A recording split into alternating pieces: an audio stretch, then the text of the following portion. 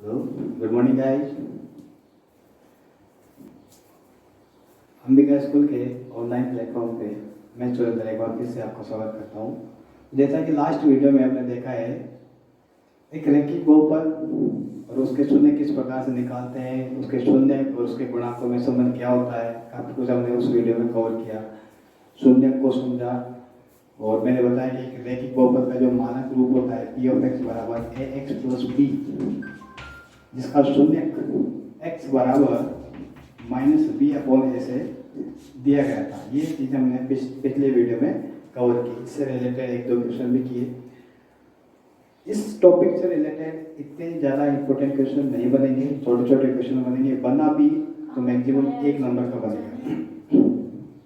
इसी क्रम में आगे बढ़ते हुए और सबसे इम्पोर्टेंट और इस एक्सरसाइज के मान के चलो 80 to 90% पार्ट कवर करने वाला जो टॉपिक है वो है मेरा द्विघात बहुपद। तो आज के इस वीडियो में द्विघात बहुपद को ही हम अच्छे से समझेंगे, क्या होता है, इसके शून्य क्या होते हैं, इसके शून्य और गुणांकों में क्या रिलेशन होता है, सवाल किस प्रकार से पूछे जाएंगे, कैसे कैसे सवाल आपसे आएंगे। तो द्विघात बहुपद एक ऐसा बहुपद जिसकी घात 2 द्विघात बहुपद कहलाता है। ऐसा बहुपद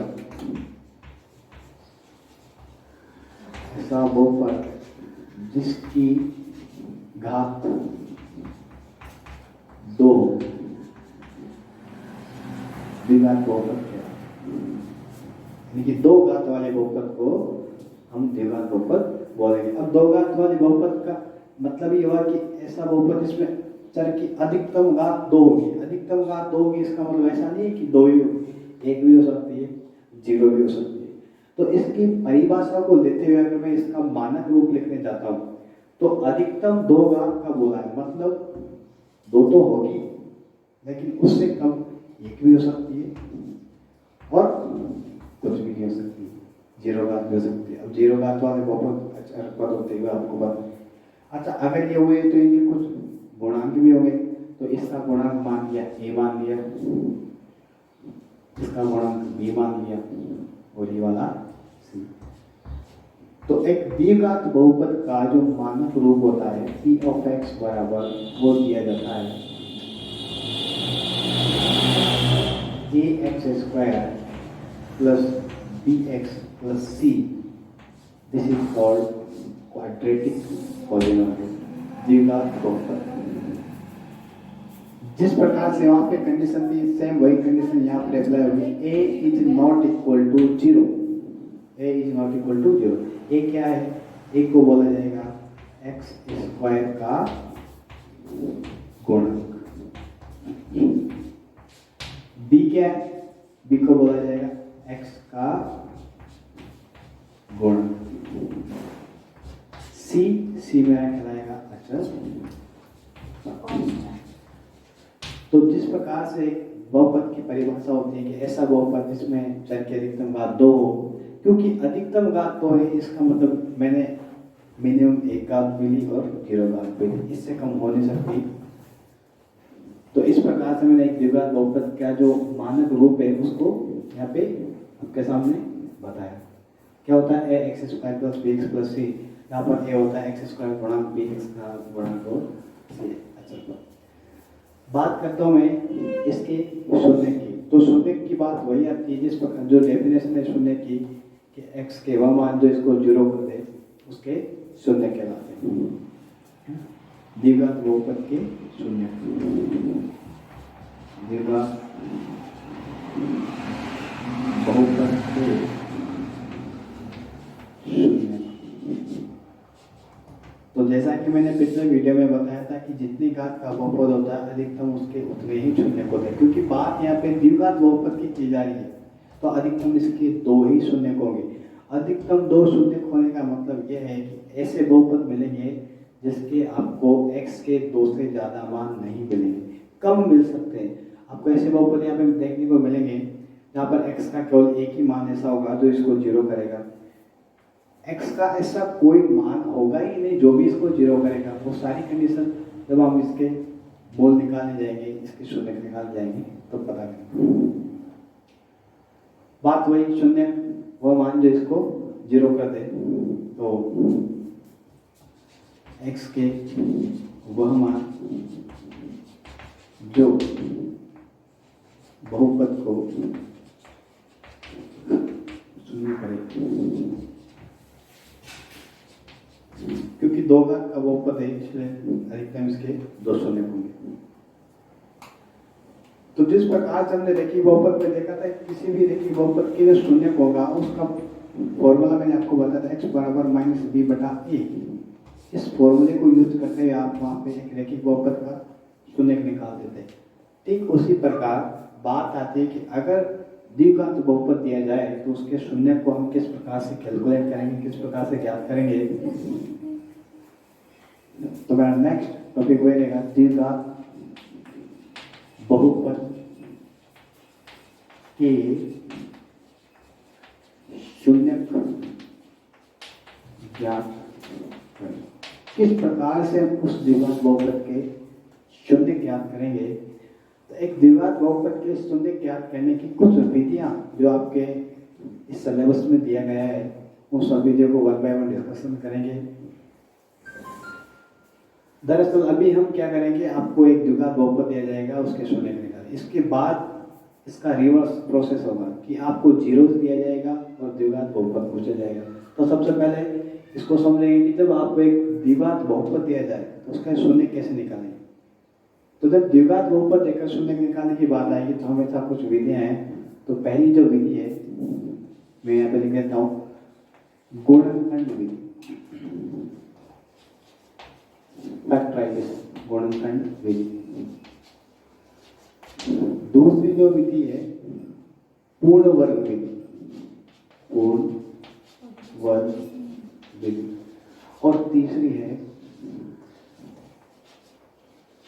शिवराचार्य।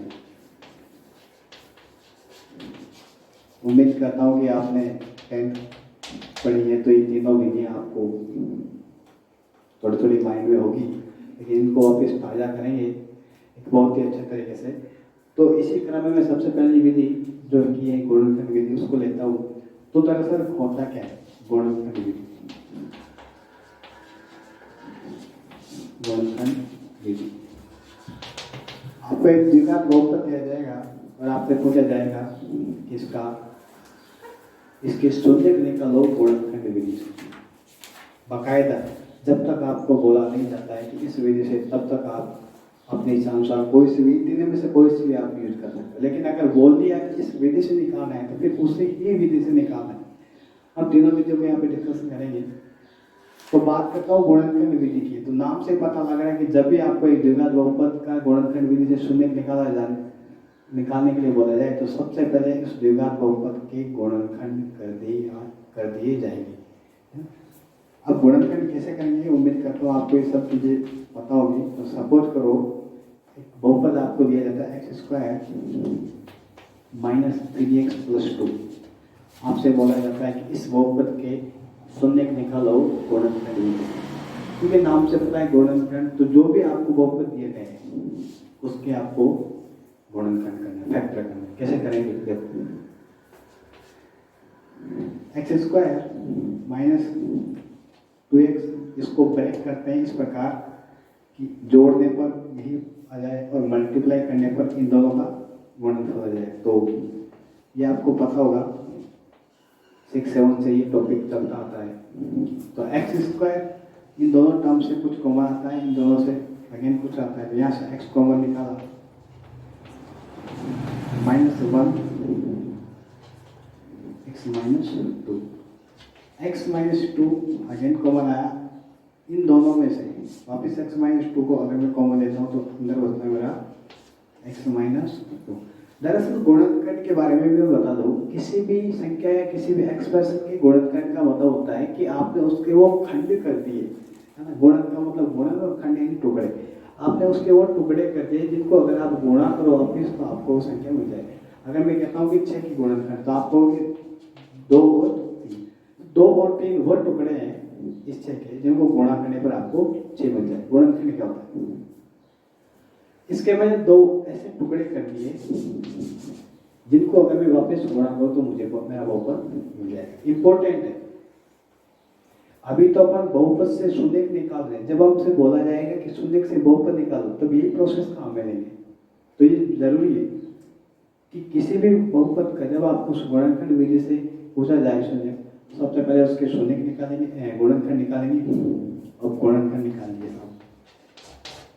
अब गुणनखंड निकालने के बाद बहुपद की परिभाषा क्या बोलती है? बहुपद की परिभाषा बोलती है कि शून्य की परिभाषा बोलती है कि ये क्या हो जाए, जीरो हो जाए, x के मान जिससे ये क्या हो जाए, जीरो। अब मेरा सवाल है आपसे, ये गुणनखंड करती है, मेरा सवाल है कि दो संख्याओं का गुणनफल, दो संख्याओं का गुणनफल जीरो है, एक तो ये और एक, इन दोनों का गुणनफल जीरो, ऐसा कब होगा? दो संख्याओं का गुणनफल तब जीरो होगा जब उनमें से या तो कोई एक जीरो हो और या फिर दोनों ही जीरो। अगर कहीं पे ऐसा लिखा इसका मतलब या तो x जीरो या y जीरो और या फिर x और y दोनों जीरो। तो अगर इन दोनों का मल्टीपल जीरो दिया हुआ है, ऐसा तभी पॉसिबल होगा जब या तो x माइनस 2 जीरो हो और या फिर x माइनस 1 जीरो हो। जब ये जीरो है तो x बराबर आता है मेरे पास 2 और जब ये जीरो है तो x बराबर आता है मेरे पास 1। इस प्रकार से x बराबर 2 और x बराबर 1 चर के वह मान है जिसके लिए ये बहुपद जीरो हो जाता है। अतः हम इन वैल्यू को इस बहुपद के शून्य निकालेंगे। आई होप आपको ये तरीका, मेथड बहुत सिंपल है। कक्षा 9 में बहुत सवाल किए होंगे, 8th में भी आ जाता है फैक्टर करना वगैरह वगैरह। लास्ट में कुछ नहीं करना है, जब भी गुणनखंड विधि का बोला जाए गुणनखंड करना है और उन गुणनखंडों को जीरो करना है। जीरो क्यों करना है? क्योंकि दो संख्याओं का गुणनफल जीरो तभी होता है जब उनमें से कोई एक जीरो गया, तो ये जीरो या ये, जब इसको जीरो करने गया तो x का 2 वैल्यू निकल गया, जब इसको जीरो किया तो x का 1 वैल्यू निकला। तो उम्मीद करता हूँ ये चीज़ आपको पसंद आई होगी, गुणनखंड विधि। और एक आध एक सवाल और देख लेते हैं, बड़े सिंपल सवाल है। यहाँ से आपको बाकायदा बोला जाएगा कि इस विधि से निकालो। तो एक सवाल और ले लेता हूँ, इसके बाद आगे बढ़ेंगे। 4x square minus 4x plus 1 बोला जाता है कि इसके गुणनखंड करो, सॉरी इसके शून्य निकालो गुणनखंड विधि से। तो गुणनखंड विधि से वही जो भी बहुपद दिया जाए उसके गुणनखंड कर दो, गुणनखंड कर दो इसके -2x प्लस 1। इन दोनों में कॉमन आया, इन दोनों में कुछ कॉमन आया, इन दोनों में कॉमन आया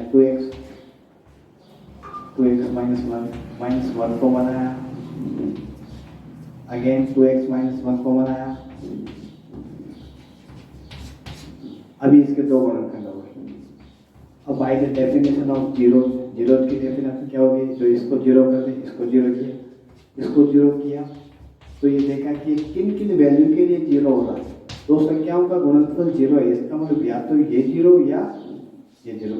जब ये जीरो तो 2x माइनस 1 जीरो, तो 2x बराबर 1, तो x बराबर, जब ये जीरो तो भी मेरा 2x बराबर 1, तो x बराबर 1 है।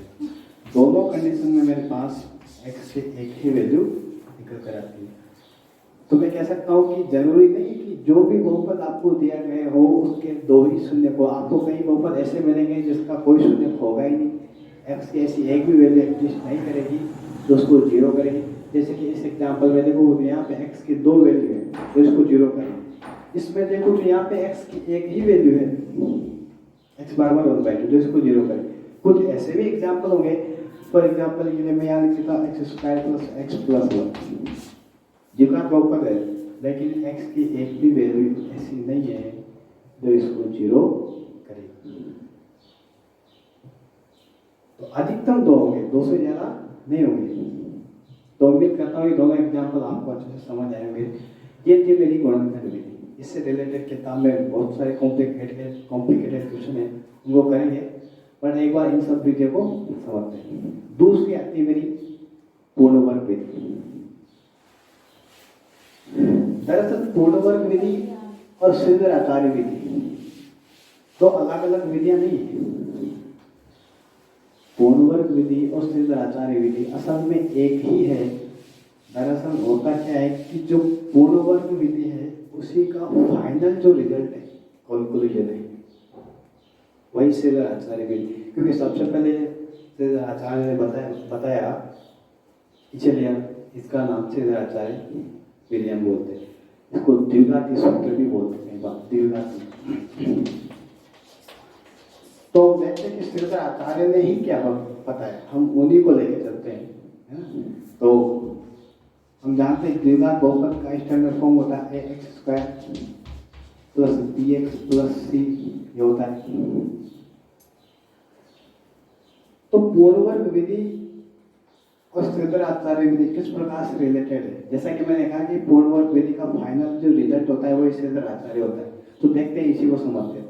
तो पूर्ण वर्ग विधि परफेक्ट स्क्वायर मेथड के कुछ स्टेप्स हैं, जिनको हमको फॉलो करते हुए इसको समझना है। तो देखते हैं क्या स्टेप्स हैं। सबसे पहली बात, द्विघात बहुपद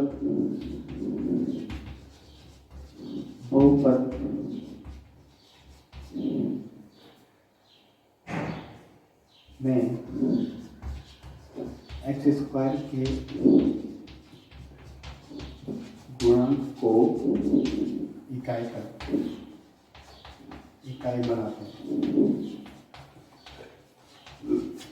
पहला स्टेप नहीं, आप समझने के पर्पस से कह सकते हो, बाकी ऐसा कोई ऑथेंटिक नहीं है कि ये स्टेप्स है। दूसरी बात, x का गुणांक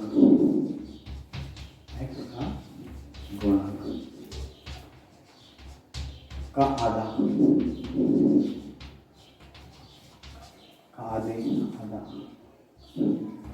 x के गुणांक के आधे का वर्ग जोड़ना और घटाना,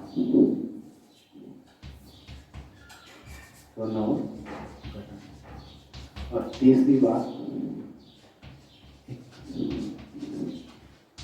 पूर्ण वर्ग बनाकर हल करना। ये तीन जो स्टेप्स है एक परफेक्ट स्क्वायर मेथड को आप समझने के लिए आपको हेल्प करेगी।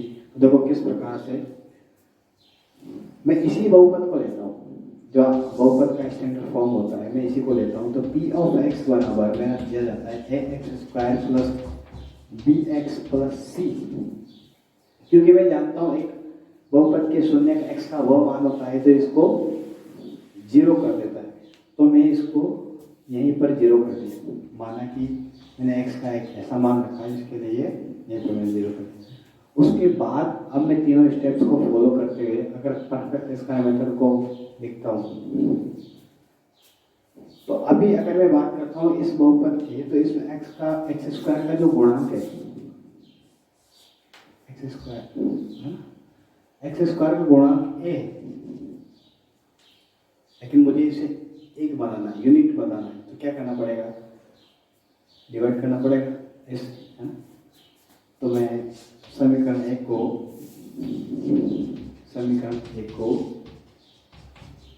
ए से विभाजित करने पर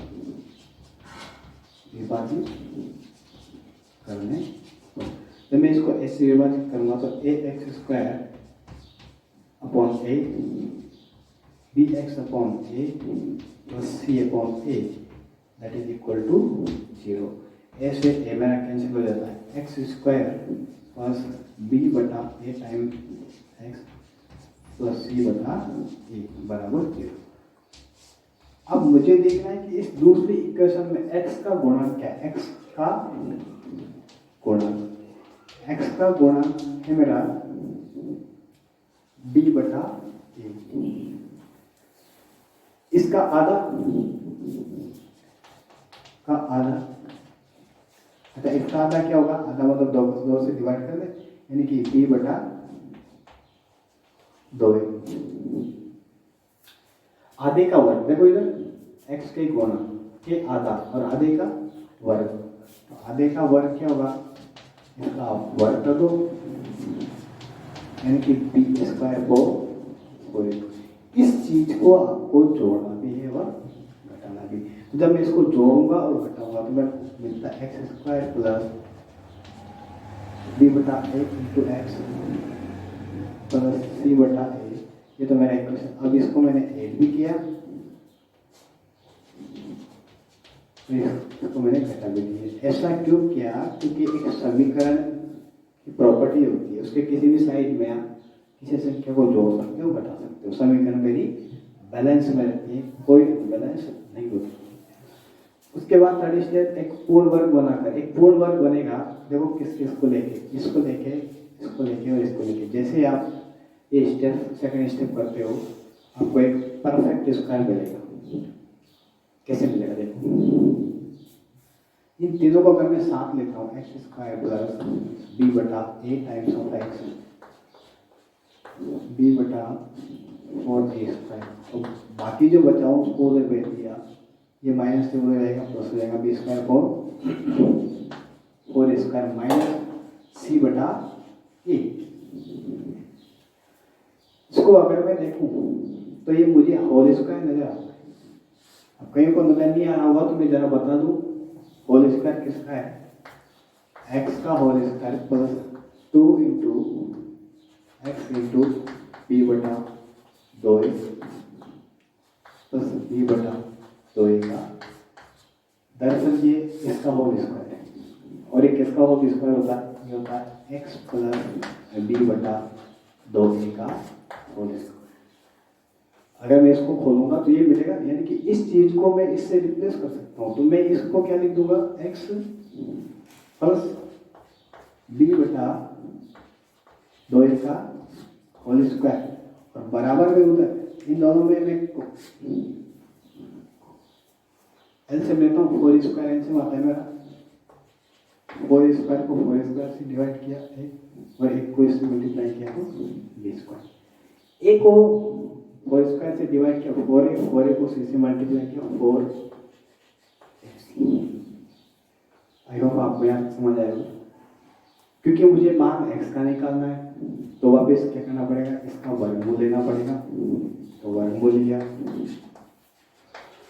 वर्गमूल लेने पर वर्गमूल लिया, तो जब मैं वर्गमूल लूंगा तो इधर तो स्क्वायर है, स्क्वायर का वर्गमूल है, स्क्वायर हट जाएगा, एक्स प्लस बी बटा 2a, और इधर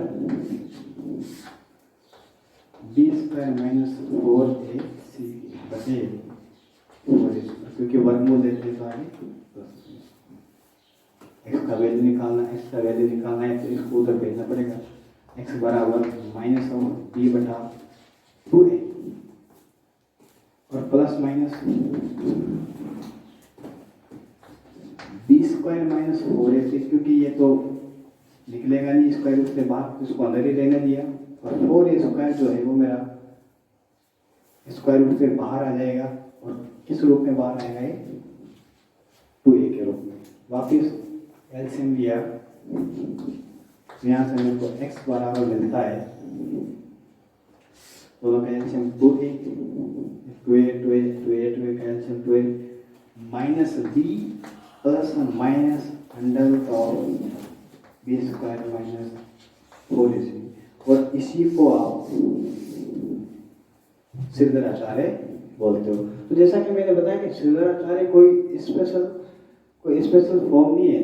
दरअसल ये एक पूर्ण वर्ग विधि का ही एक फाइनल कॉन्क्लूजन है, इसी को हम श्रीधराचार्य बोलते हैं।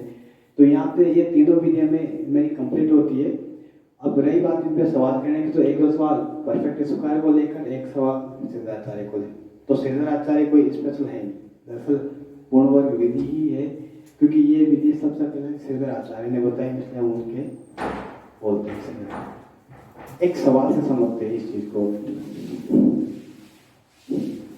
एक सिंपल सा सवाल लेते हैं,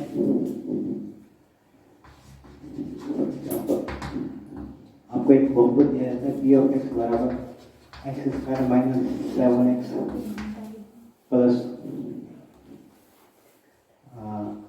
10 कर लो, है ना। एक बड़ा सिंपल सवाल है, तो आपसे बोला जाता है कि पूर्ण वर्ग विधि से इसके हल निकालो, परफेक्ट स्क्वायर मेथड से। तो परफेक्ट स्क्वायर मेथड का जो पहला जो स्टेप्स है वो है कि एक्स स्क्वायर का गुणक 1 करना है, क्योंकि ऑलरेडी 1 है। तो पहले स्टेप को स्किप करते हो, डायरेक्ट आते हैं सेकंड स्टेप पे, तो बोलता है कि एक्स का गुणक है, एक्स का गुणक है -7, इसका